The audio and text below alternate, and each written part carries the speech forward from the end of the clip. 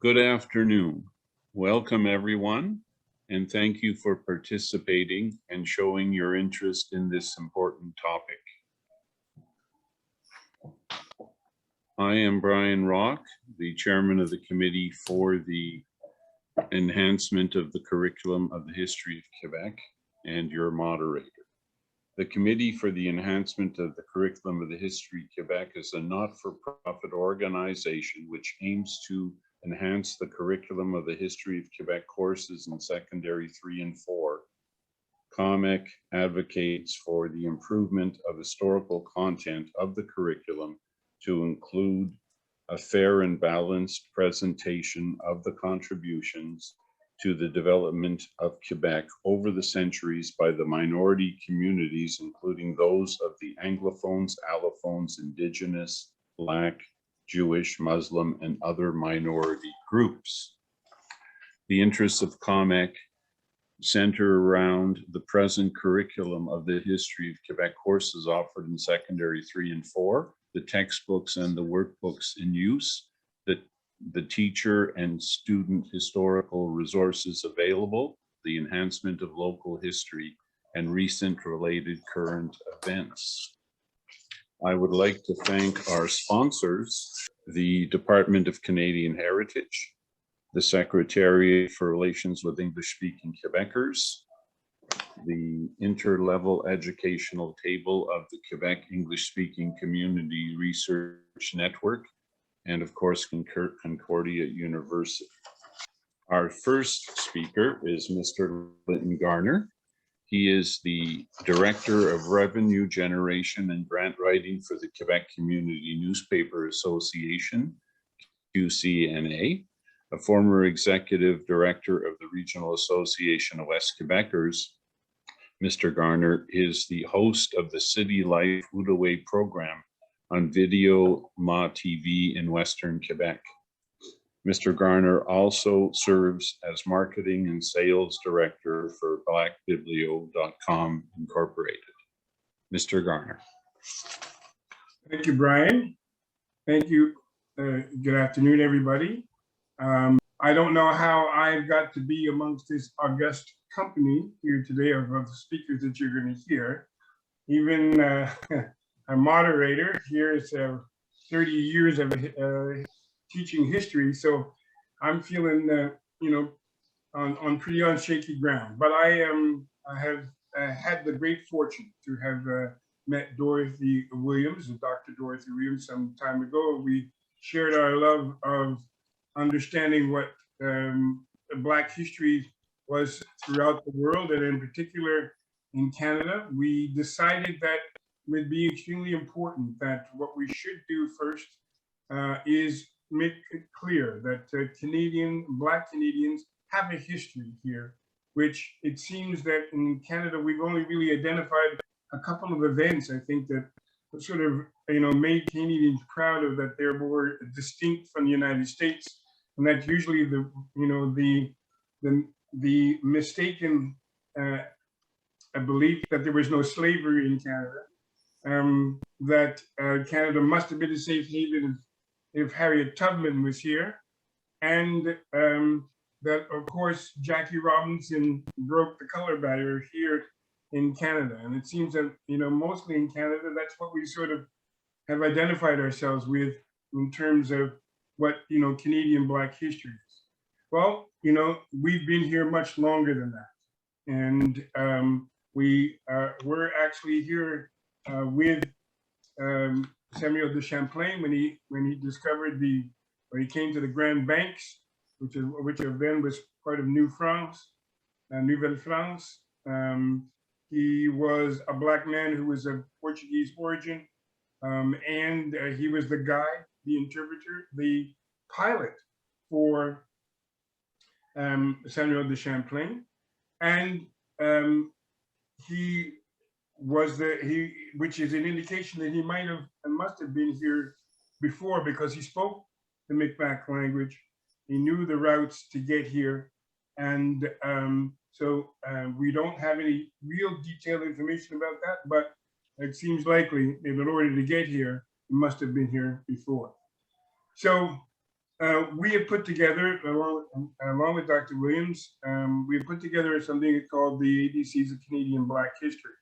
And we are conscious of the fact that every time that we celebrate Black History Month, we were always celebrating international or American heroes, whether it was a Michael Jordan or a Nelson Mandela or a Martin Luther King.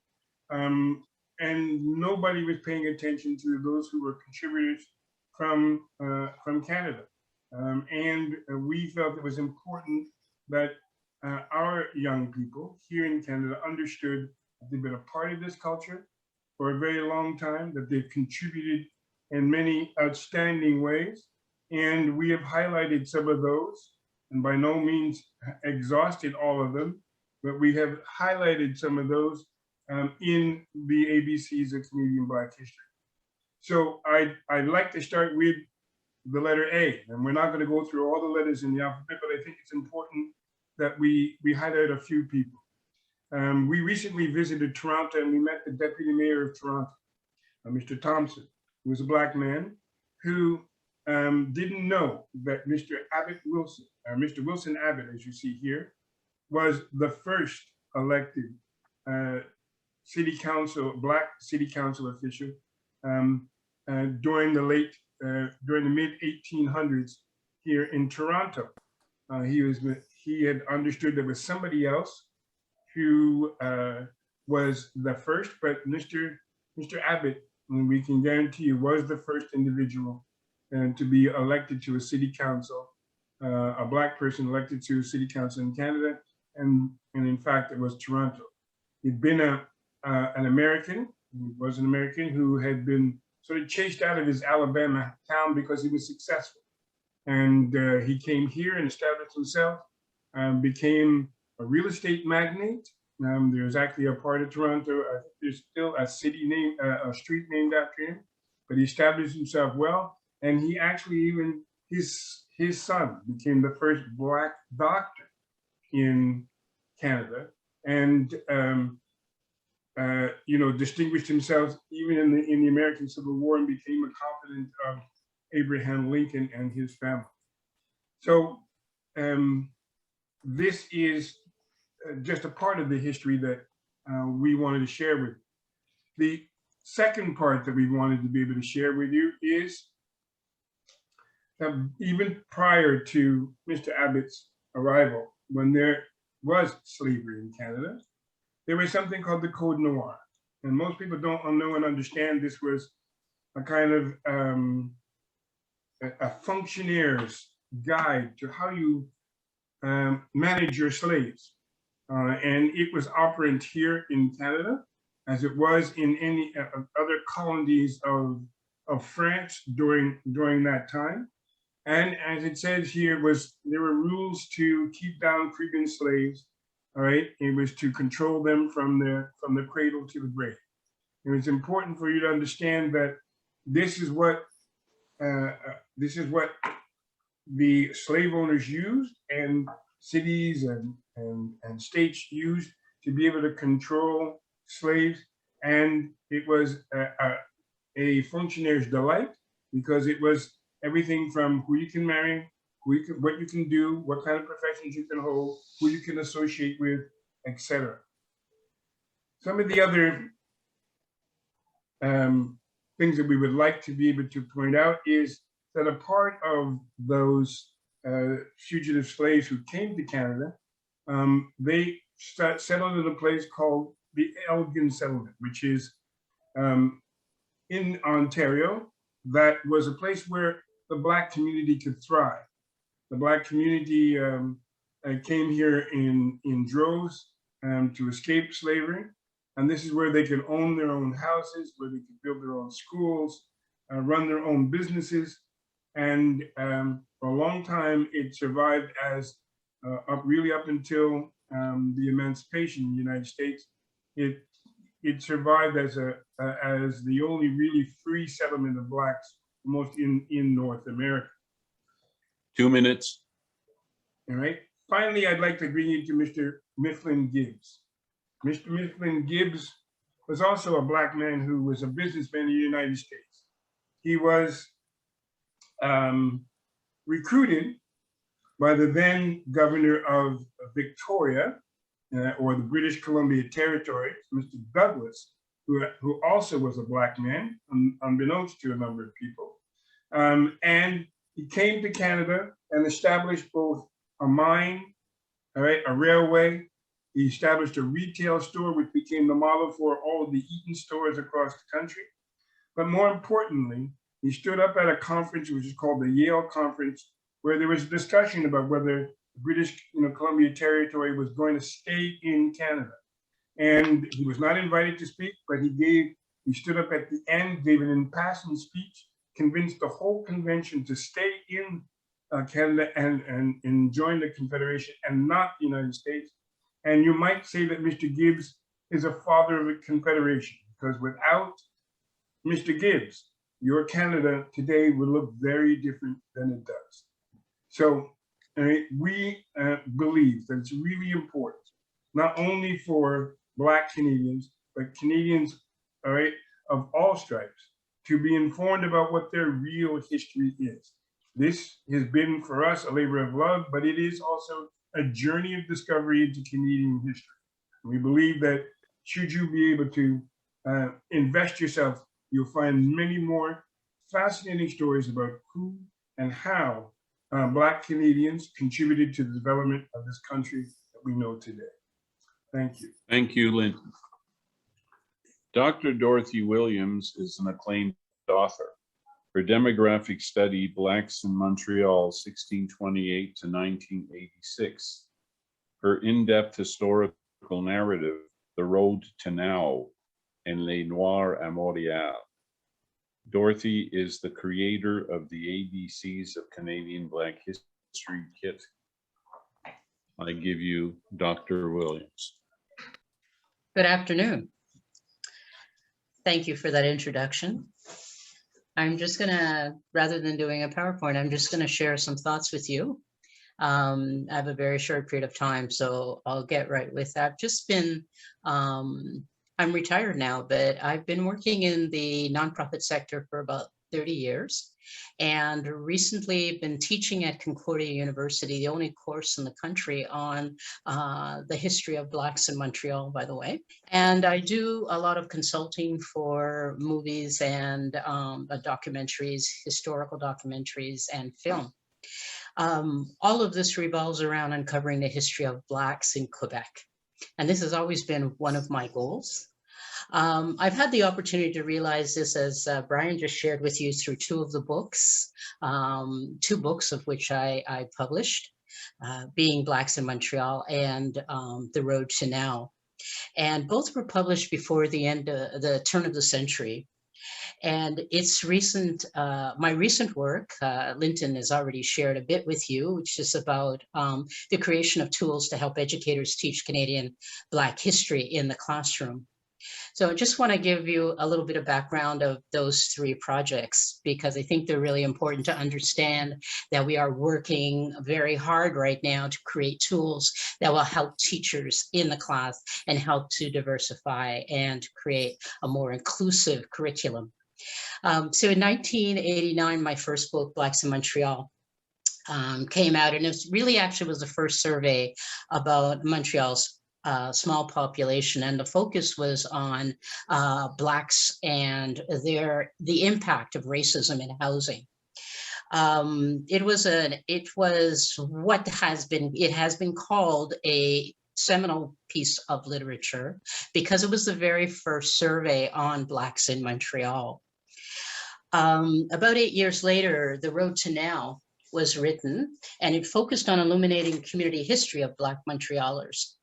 And while Blacks are generally perceived as other, at that time I wanted to show that the history we have in Canada, and particularly in Quebec, should not be second class nor rendered as autre or other or being significant.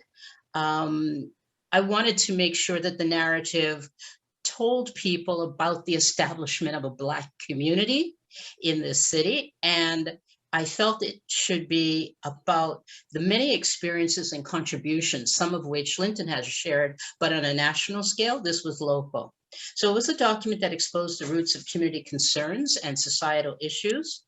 of Blacks through the decades. Then in 2006, my company, Blacbiblio.com, was founded with the goal to build up the documentary evidence that Blacks were part of the Canadian story. So it's a much bigger scheme, if you will, than just talking about what was going on in Quebec. So our first project was to create a comprehensive record of historical contributions of Black Canadians right across the country. But over time, there was a mission shift. And beginning in 2010, we began to realize my decades-old dream, which was to change the narrative in teaching in this country. Because when I was asked to come into schools, usually to talk about my books during Black History Month, I was not, or I originally was surprised to find that a lot of times, as Linton said, the children, the students would be working on projects related to Nelson Mandela, Desmond Tutu, Oprah, etc. And I often ask the teacher, so where are the Canadian role models? Where are the Canadian stories? And they would look at me blankly. They had no clue about the role and contributions of Blacks in this country. Their ignorance, no doubt, came from the fact that Blacks and other minorities have been systematically ignored, leaving Canadians with a distorted picture of their own history. The teachers' moments of hesitation, embarrassment, or blank looks crystallized my resolve and my focus. As an educator and public speaker, I recognized the lack of resources available for committed teachers to use. They had invited me into their class to talk about Black history, but they had no idea how to integrate Black history. And this gave birth to the ABCs. So I created the ABCs, a Canadian Black History Kit, to empower teachers so they can teach students about the accomplishment of many Black Canadians.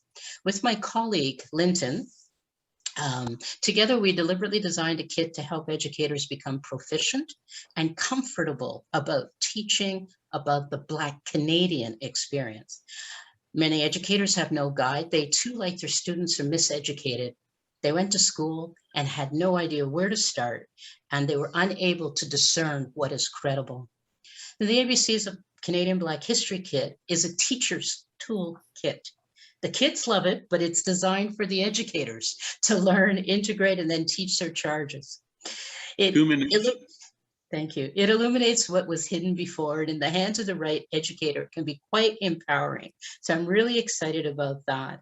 And the kit, I think, can answer the question for many young people who seem disaffected. Do I belong here? It's going to interrogate a lot of assumptions that teachers have and will lead to more thoughtful discussions in the classroom. So these stories are rooted in this country. And as Linton has shown, multiple examples of Black experience through time. In my estimation, it is so important for our children today because we have an urgency as more and more history is, and I hate to use the word being canceled, being erased, being pushed aside. We're losing the opportunity to broaden the discussions in the classroom and to make our teaching environment a more inclusive, friendly, and I would say it is important for the youth in this country to feel a part of the Canadian story. And that is what this kit is trying to do. Thank you. Thank you, Dorothy. The Honorable Marlene Jennings is a retired lawyer and former senior public servant. Marlene is the first Black woman from Quebec to be elected to Parliament, serving as the Member of Parliament in the House of Commons for Notre-Dame-de-Grâce-la-Chêne from 1997 until 2011. Marlene also chaired the Election System Study Panel and is renowned for her Jennings report and recommendations. Marlene is presently the elected president of the Quebec Community Groups Network, QCGN. Marlene. Thank you so much, Brian. And I'm delighted to be here with Linton, Garner, and with Dr. Dorothy Williams, both great friends. We go back decades. The points that both Linton and Dorothy have made are really important, and it goes to the heart of what I want to talk about. Yes, Black History Month since Canada, Quebec, Montreal began to celebrate Black History Month, in large part, it has been focused on the first Black lawyer, Black Quebecer, or Black Montrealer to be sworn to the barreau du Québec, or the first Black lawyer to be appointed judge, the first Black doctor. All of these are important to know, but it provides, in my view, a flat presentation of our contributions to Canada.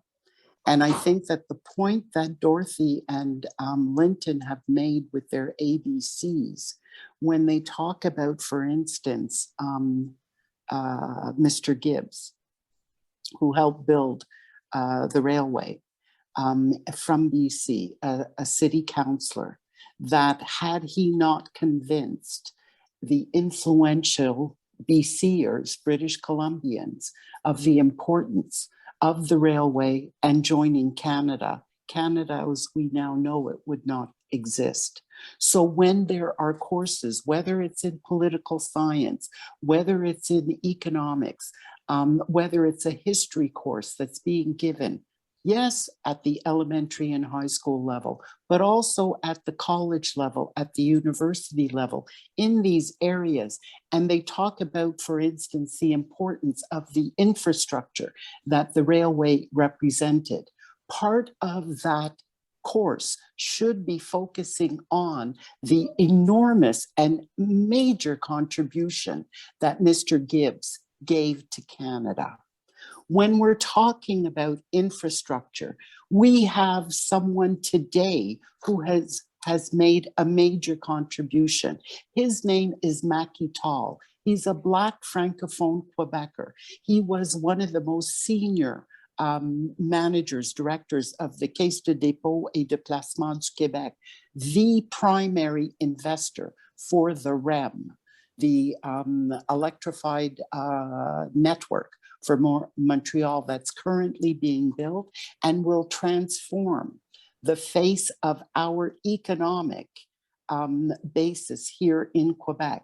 Well, if it were not for Macky Tall, it's possible that the REM, which is a huge, one of the largest major transportation infrastructure networks in not just in Quebec, not just Montreal, but in Canada, which is happening now and which will contribute to our dealing and attacking climate change. That to me means that when there are courses on the financial side, in business, you're doing your MBA, you're doing your EMBA, whether it's at Université de Montréal, HRC, UQAM, Concordia, McGill, Laval, Sherbrooke, he should be part of that course. Because not only did he contribute to what's going to be one of the greenest transportation networks in North America, he also had a significant leadership on diversity and inclusion within the business sector to ensure that the organizations where he works actually embrace those as part of their corporate values and then put action behind the words. That's when we talk about celebrating Black contribution to the history of Quebec. That's what we should be talking about. And I think that to remain simply as the first is to do what Dorothy just talked about, erasing and eradicating. It's not enough. It's not because you're the first city councillor who's Black, or you're the first member of parliament from Quebec who's Black. It's what I did, if I'm talking about myself, it's what I did with that position. And so I can tell you in terms of myself, there would never have been an equity employment program for the federal public service that deemed that 20% of the hires had to be people of color, visible minorities, that 20% of the promotions within had to be people of color, especially visible minorities, and that 20% of the senior managers had to be visible minorities, and that those objectives had to be achieved over a 5-year period. It would not have happened if Marlene Jennings, the first Black Quebecer, man or woman, gets elected to the House of Commons. I didn't rest on my laurels. I'm the first, I've made history, I'm done and dusted. No, I had to take that privilege that electors had given me and use it to actually advance our contributions and to make sure that we are able to continue to contribute. So let me talk about labor law, for instance. I had to become a fan, and I've been since I was a child, of the sleeping car porters, passenger porters here in Canada, of their trade union. Of course, my dad was a member and he was secretary treasurer of the Montreal division, so I followed it growing up.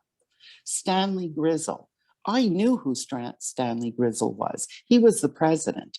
I also knew that and actually met him as a child. What I didn't know was that there are two key Canadian pieces of legislation, one of which is in the labor area. Canada's first federal Fair Employment Act. Guess who advocated for that? Who lobbied on Parliament Hill in Ottawa? Stanley Grizzle, along with his contingent, made alliances with the Canadian Jewish Congress in order to go onto Parliament Hill, advocate repeatedly, meet with the then Prime Minister of Canada, and finally convince them for Canada to adopt the first federal Fair Employment Act. You don't learn that when you learn labor law. And I took labor law courses in law school. You don't learn that.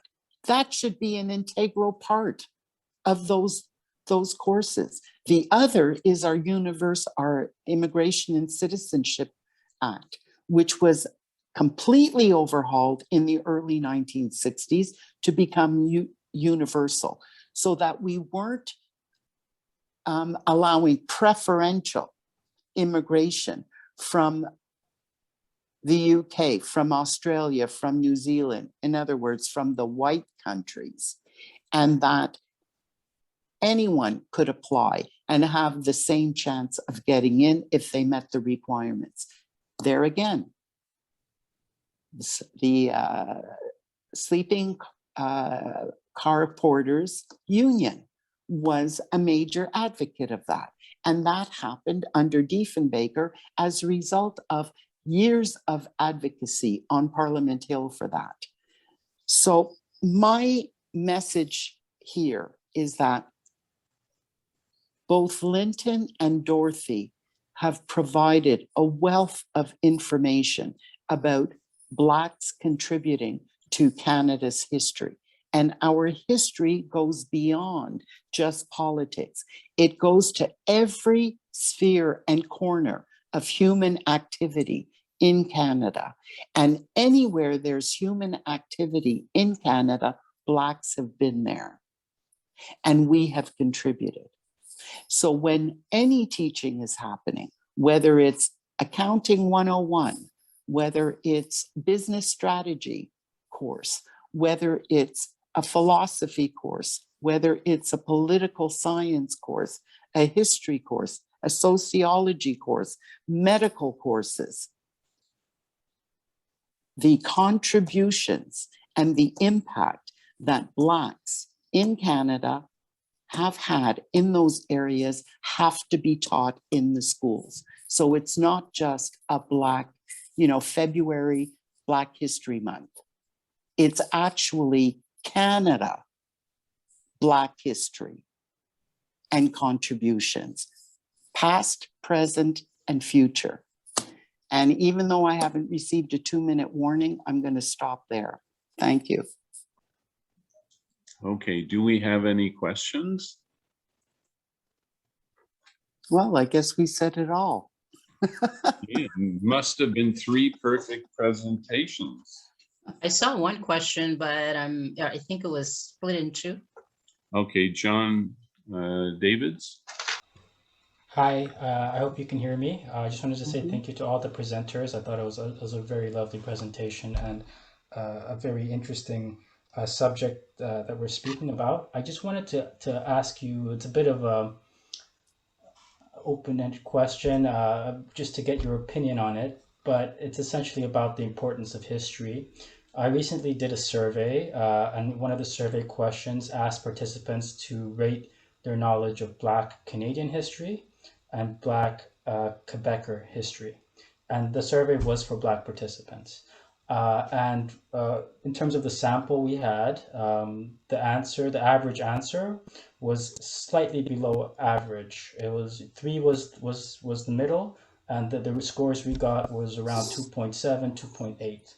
However, we did notice that those who did score higher with Black history did also have higher, more positive outcomes across both, just to double check, across better overall health and a stronger sense of community.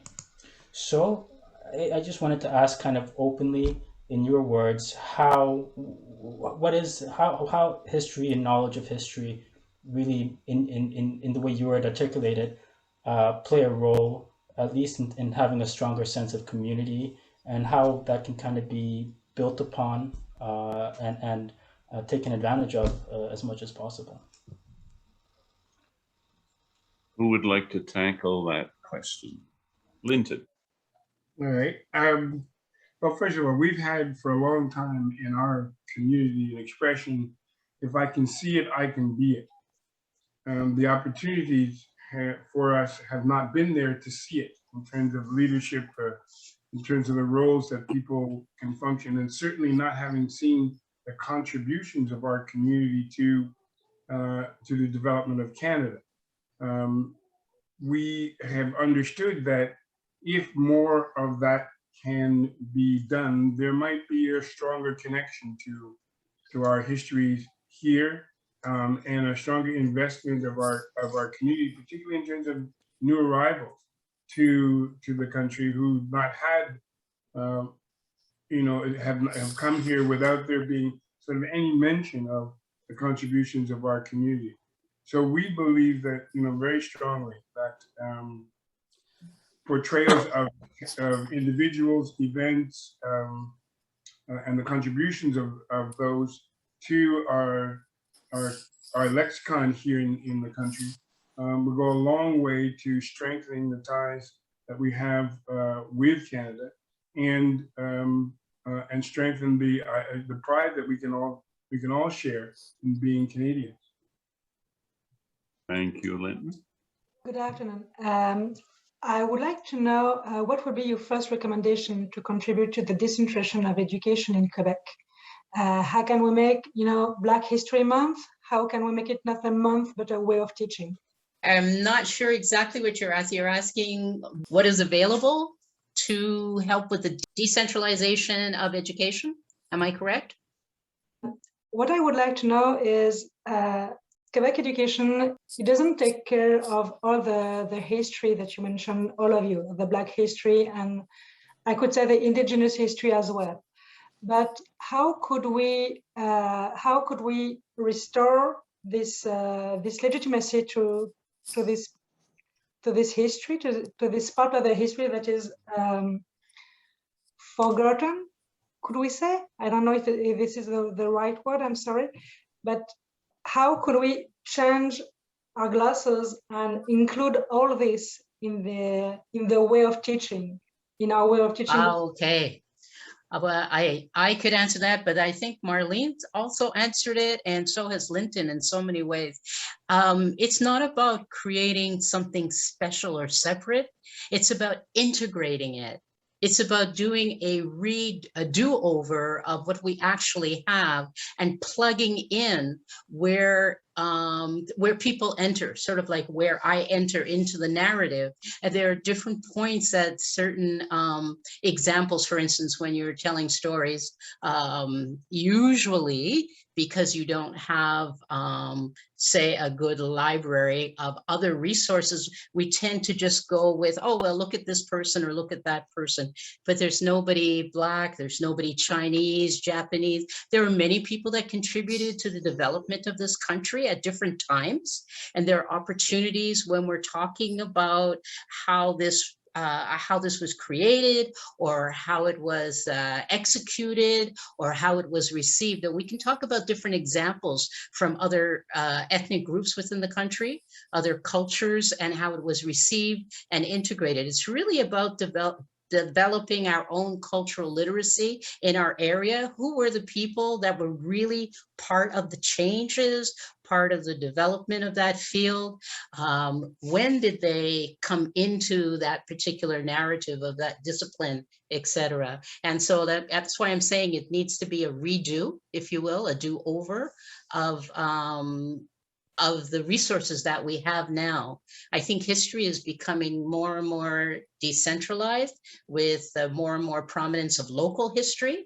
And so there's a perfect opportunity now, I think, for educators in different regions to look at that kind of specificity in their particular field and region. It also excites the kids to know that they're movers and shakers, both either from an ethnic perspective, cultural perspective, religious, or in terms of the discipline. I think it would help them to integrate it more into their understanding of what it is that you're teaching.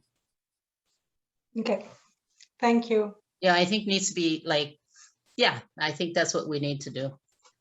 I can see how it will impact not only the teachers, but future teachers that are still at university. So we have to rethink all the program.